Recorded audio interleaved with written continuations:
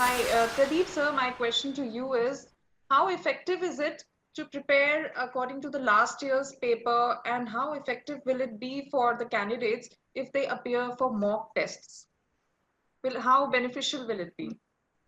See, you barely have a few hours left. It's not even days now. So I wouldn't think that going through previous year's question papers would be a great idea at this stage, because you had all the time in the world to do that. And I'm sure most of them must have done it. Now, what will be helpful to you is if you have been organized and if you have taken your notes, I think that should come in handy more than anything else, instead of going through the mock tests and the question papers all over again, because that was done. You have a time for that. And so now is the time for you to go to your notes, the notes that you have taken, the points that you have jotted down. And being organized helps a lot. The main thing is I believe that being very organized, very focused, and looking at topics from the perspective of understanding the concepts and the basics is very, very important. So if you have done that, then I don't think you really have to go through the mock tests all over again. You don't have the time for that. There are a lot of other things you have to focus on. So it's just to stay calm and look at your notes. Okay. I would suggest going through your notes. Okay. Pradeep sir, can you just suggest some section-wise tips, like for GK, as I already have asked Jagrati, because there are lots of unconventional, difficult questions appear in the current affairs section. What will be your suggestion how to prepare at the last minutes for the GK section, and also for the right? GK, of course, you have to stay abreast of what is happening, and your ability will be measured by how you have analyzed the latest developments with what you have already understood, studied, learned, and read. So it's a matter of using your logic, your common sense, and most importantly, following your instinct. In that sense, that is all that you have to do. You don't have to just go all over the place. Going all over the place doesn't help in the last moment. You have to stay calm. You have to keep your composure. And as I said earlier, you go through your notes, and instead of going through all the question papers, mock tests and all that, I don't think this is the time to do that. Okay. And do you think, sir, NCERT books are of any help when candidates are preparing for the UPSCs? Absolutely, always and ever, I would say. The simple reason for that is, see, NCERT books, a lot of stuff that you have studied in school and all those things, they are connected to the NCERT syllabus. So there is this very important element of familiarity. Understand? Something there are stuffs, and there are things in the NCERT syllabus that are very familiar to you. Up to standard 10th, 12th, you've come across a lot of things that were taken from the NCERT thing. So NCERT is way, very helpful, I would always say, because it gives you a sense of being at home. You're going back to school, you are connecting with things that you have already learned. So in my opinion, I feel NCERT books are pretty good and very good to go to. Okay. We have also, the last moment. If you're telling me about in the last moment stuff, it wouldn't be advisable to go through the whole stuff, but just skimming through it or going through your notes. And NCERT books in that sense are immensely valuable. Okay. We have also with us Balaji Srinivasan sir from Oliveboard. Hello, hi sir. Hi. Regarding Pradeep's sir's suggestion on GK and current affairs, my question to you, sir, just advise the candidates to just go through the latest developments on GK and current affairs. But as I already has asked Jagriti, that UPSC question has already been said. So regarding this latest developments, till now, which sections or which topic candidates should focus for the GK and current affairs?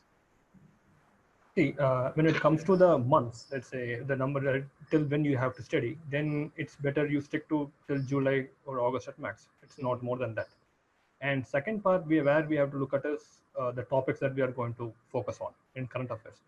When we look at the last year paper, we can see that though there are current affairs questions, that in terms of static subjects, the current affairs cannot be exactly demarcated.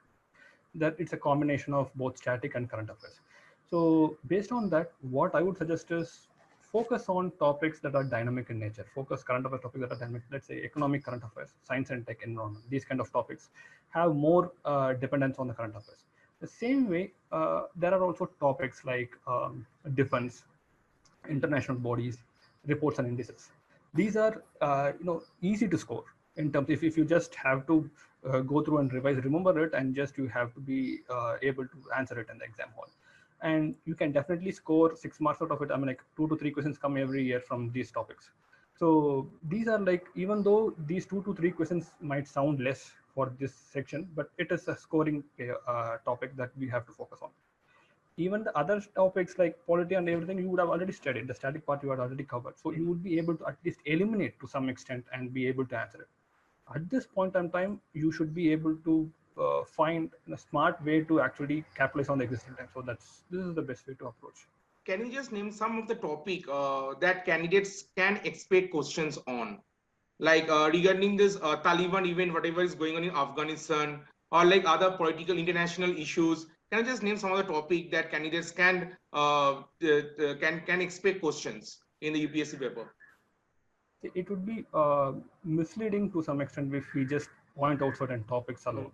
But one thing that we can observe is there are certain topics that are too dominant that it keeps occurring in the news. Right. And UPSC has that fashion not to ask questions on that sometimes. So though it keeps recurring. So what I would suggest is just give importance to all topics on the same basis. There is no need to at the last point of time, you don't have to just dig up something new. You don't have to do some stuff like that. Instead, just focus on whatever you studied, revise, nothing else. You don't have to take up anything new as of now. Whatever you have done already, whatever notes you have made so far, just stick to it, revise it. No matter what, everyone would have done the same thing. Just slight changes would be there. So just focus on that. Okay. We discuss about lots of sections. What are the scoring sections and scoring topics according to you? Based on the last 2-3 years topics, we can see polity, history, and economy have been having like around 15 to 20 questions. This has been a standard thing in the last 2 to 3 years. So definitely this year also we can expect the same, maybe with slight variation. But yeah, these 3 topics also form the core of the whole exam itself. So yeah, you should be expecting questions on that this year. Funny. Okay, and once the prelims are over, do you share any tips for the mains? How can candidates get help? Can candidates get help, some help from the prelims that they have appeared for already? Yeah, see, there is no exact, no, you can't prepare separately for prelims and mains. While preparation starts, it's done for both. And now after prelims, you would be left with around 80 to 85 days. So this is time where you have to do just 2 things. One is to revise and to practice. So the practice part is where you will have to answer writing skills. You should have the speed to complete the whole paper, and you should be able to cover the content as well in the given time. At the same time, able to structure your answers, because no matter how much you have studied, it all falls down to just one single point, like wherein how you can deliver the content. So that is more important here. So practice gives you that in this 85 days. And second part is revise. You should have made notes earlier while you were preparing for prelims itself. So revise those notes, add to it whatever you learn from the practice mocks or any other new information that you gather from the newspaper. Keep adding to it, but don't overdo something. Like don't have to do new anything. So you just have to 80 to 85 days, and it's not the time where you have to start. If someone is thinking that they are going to start their mains preparation, then it's not the right time.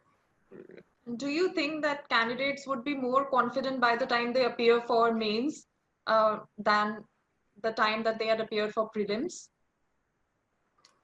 They should be, because once you have cleared prelims, you don't have any other option, and you are in the best place. So the best thing is throughout this process, when you see UPSC, one good thing that you can observe is it's not about testing your knowledge. It also tests how you carry yourself throughout this whole process. when that is the case, how you handle yourself, how you present yourself, you have to be positive and be confident. Apart from knowledge, whatever you gather, it's about how composed you are during the exam as well as during the whole preparation. So yeah, that is how it should be. I mean, they have to be confident and they should expect better results. That's it. And Pradeep on sir. top of it, Uh, sorry, on yes, top of it, one more thing. Normally what students tend to do is after giving the prelims, they used to see whether they will clear the prelims or not. They would be just fumbling around it. I would say that don't think about it. Once you're done with prelims, take 2 or 3 days off and start preparing for mains, irrespective of how the results are going to be. So that is how it is. Yes, Pradeep sir. Yeah, your voice. You have to unmute. Okay. Right. Pradeep sir, as Balaji sir is saying, so what will be your advice for the men's preparation? And also, I want to ask you that optional papers matters a lot for the men's exam, because there are lots of scoring optional papers like psychology. We have people took like logic. It's a very good optional paper. Also, some took like political science. There's also quite scoring according to the toppers and according to candidates. So what will be your advice for the candidates who will prepare for the mains exam, and what are the optional papers candidates can take so that that will help them to ace the mains exam easily or score better? See, first of all, I wouldn't say that a particular paper has more scoring potential. All papers have scoring potential that way, if you look at it. Depends on how well you prepare for that. And preparing for the mains, now see, I don't know if it's a moot question, because you have barely a few days left for the prelims. So I wouldn't say it wouldn't be even the time to think about mains now, because mains will follow naturally. Yes. If you have done your preparation for your prelims well, as so said now, there should be an element of continuity, or it will add automatically. You take it as a whole, not as prelims and mains. You know, you take it as a whole thing. You are on a mission, and that is to clear the mains. I mean the prelims and the mains. So you will have to take it as a whole and prepare not only for a particular, only for the prelims and what after that. Well, what after that will definitely follow. It will definitely come. And what you have to understand is, see, when you have done your preparation for the prelims, you get an idea about kitne pani mein hai, right? You get an idea about where you stand. And from there, you can carry forward by looking at more options, but basically, fundamentally, focusing on understanding the concepts of whatever you learn. You know, when you talked about what last minute preparation, there is something that you should remember. See, a bird in the hand is better than two in the bush. So what you have already done and what you have already learned, you can build on from there. So let your prelims be a beginning, and consider it as a whole, not as prelims separate. And this thing, of course, yes, there are the logistics of preparing for the 2 papers of prelims and the papers for mains and the interview. But it's consider it as a whole. You take it as a whole, not as 2 different things. Right. After the candidates completed the prelims paper, candidates who are preparing for mains, right? How they can prepare, like how they can prepare good notes? What are the options they have to prepare good notes? Books available in the market, so that they can have a good content, good answers, and that will help them to crack the mains exam. What will be your suggestion? Of course, yes. You have the NCERT books to go for first. And books, you know, there are plenty of books available in the market. I did not mention you any particular book. There are plenty of them. It depends on what you choose, how you choose, and how you go about it, how you prepare for it. Taking notes is indispensable. And that cuts the clutter. You know, it cuts the clutter from your preparation. If you take notes and if you are a lot organized and you list them out, whatever you learn, and also at the same time instead of, for the mains, what they look at is not exactly like how much of variety or your specialization or whatever that is. That's not, it looks at your overall traits, isn't it?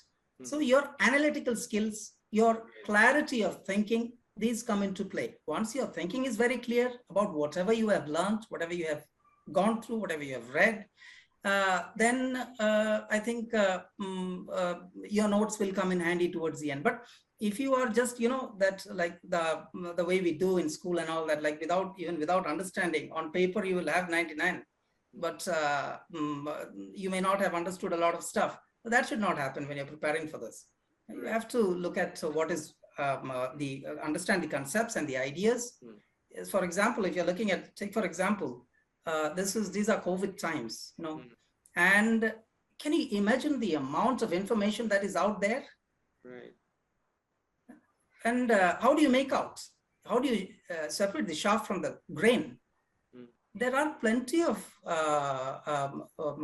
resources online as well as offline, which you can refer to for that. But it's important that you stay current and you analyze whatever you pick up on the way with whatever other things that you have learned. But it need not be, you don't get stuck in a particular mode or a particular topic for a long time and then beat about the bush. No, you develop a sense of clarity, develop your analytical skills, and consider the mains as a continuation of the prelims. So you see it as a whole and go ahead. That's what I would suggest. Pradeep, having spoken about the interview round in your last response, would you like to share your personal interview experience and any tips if you have for candidates and aspirants? I would say that,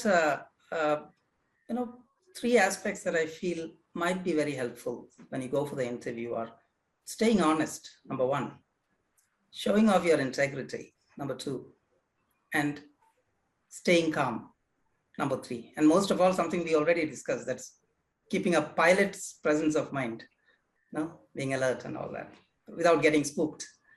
So my suggestion would be to, when you go for the interview, you have done your background work, now is the time for you to analyze in a very threadbare manner about what you have learned so far. Analyze in a very threadbare manner. Don't complicate things for yourselves. The problem starts when you complicate things, when you have to cook up stuff. You don't have to cook up stuff. You have to be clever. Of course, sometimes you have to be crooked and cunning also. But then there should be this element of balance also. You should keep a balance when you face the interview and when you give your views. So keeping a balance,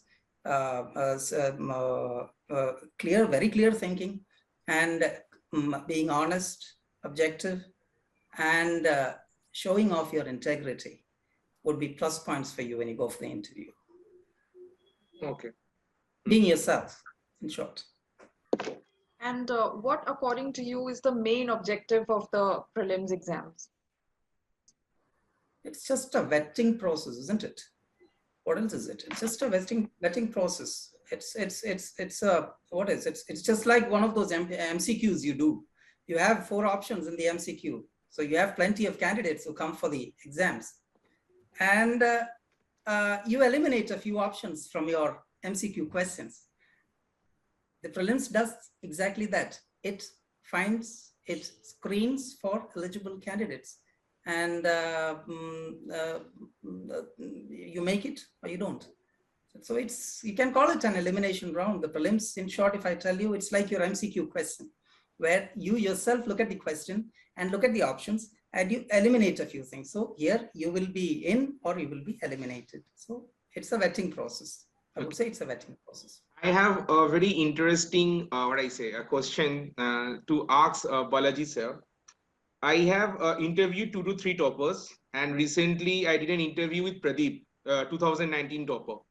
So I just asked him the question that if you are anti-government, if you have a kind of an anti-government mindset, can you crack the UPSC interview? Because there are lots of candidates say that, no, I have my own vision, own view. And when I said that in the interview, they said, after that I couldn't crack. So, but he said that UPSC is a constitution body. So whatever you are like anti-government or pro-government, it doesn't matter. So to Balaji sir, how should candidates prepare for the interview round? And there are lots of thinkings, lots of views that no anti-government, whatever the questions will ask in the. So just suggest some tips for the interview round. Balaji sir. When it comes to interview is about personality test. Right. They are not trying to test your knowledge, and they are seeing how you carry yourself, how you present yourself, present your perspectives on different things. And if there is a question, if a bouncer kind of question comes, you can expect that in the interview. And when that comes, what I would suggest, give your honest opinion. As Pradeep said, you have to be honest, because if you fake it in one question and another question, you would end up messing it up. So just give your honest opinion about that. All that is needed, even if it is against certain government initiatives or government vision, it's fine. You just have to get your opinion. But what is required is you should have to justify it in an acceptable and reasonable way. It should sound more like a constructive criticism rather than like a hatred towards a government. Because UPSC, as you said, UPSC is a constitutional body. It's not an executive body, and it's not going to find people who are going to vet all government orders. So just they are trying to find people who can run the system. So they want smart people. So nothing more than that. So if you have an opinion that might sound like anti-government, present it, but in a more reasonable and acceptable fashion. That's it. Right. You don't have to worry about it. Also in the interview round, when you like clear these prelims and mains, after that you have to fill the DF form, right? So candidates said that through that DF, when you submitted that, the interviewer asks you the questions on your ground, on your experience, where you have worked, and the interview is not the interview. They didn't ask you random questions, but it's basically a personality test to check how smart, how you can tackle the situation. So what's your view, Balaji sir? Yeah.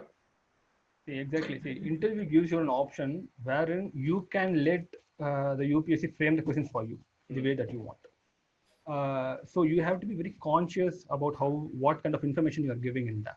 It's about you.